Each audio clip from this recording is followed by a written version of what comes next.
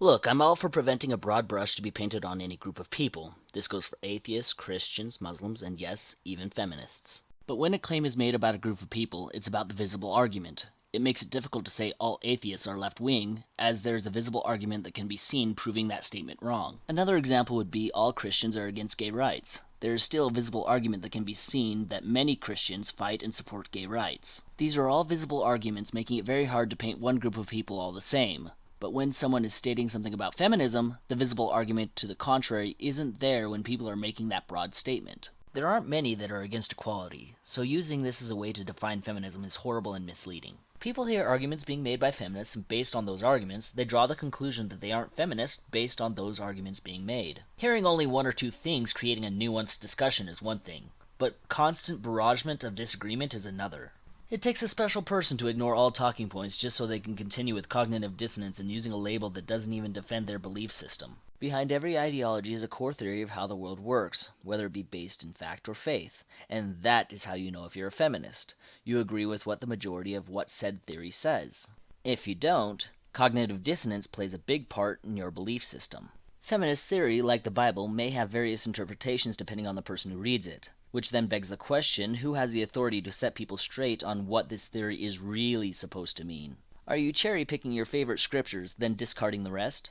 Believing in faith isn't a bad thing, but it's based on feelings and individual thoughts and not necessarily based in fact, which means it can be wrong. It is simply a belief. Sometimes our beliefs are right, and sometimes they are not. This is why faith should never be influencing our laws or social policies. That isn't to say that there aren't visible arguments rebutting radicals. But it only further proves that when there is silence on an issue, the majority must agree with it if there is no visible rebut.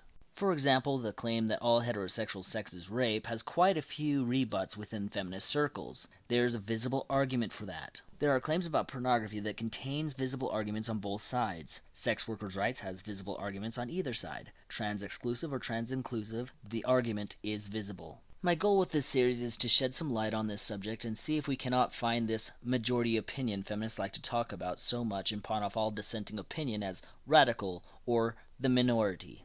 So if I search YouTube for videos on feminism that are by feminists, watch known feminists that have a presence on YouTube, what is the likelihood I find a video that I agree with? Outside of Christina Hoff Sommers, of course. Now how about Google? Since the search engine ranks by the amount of traffic it gets related to a topic, what if we go straight to the feminist sources themselves and read articles from Jezebel, Feminist Current, Feministing, Everyday Feminism, etc.? Are there feminist websites out there that constantly disagree with these publications?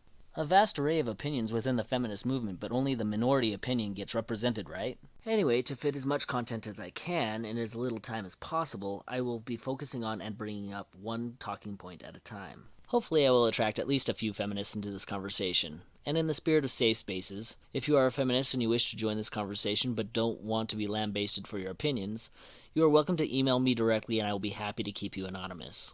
This, however, does not mean I guarantee to accept your opinion. You aren't educating me to the correct point of view. You are simply providing a reference of which I will be grateful.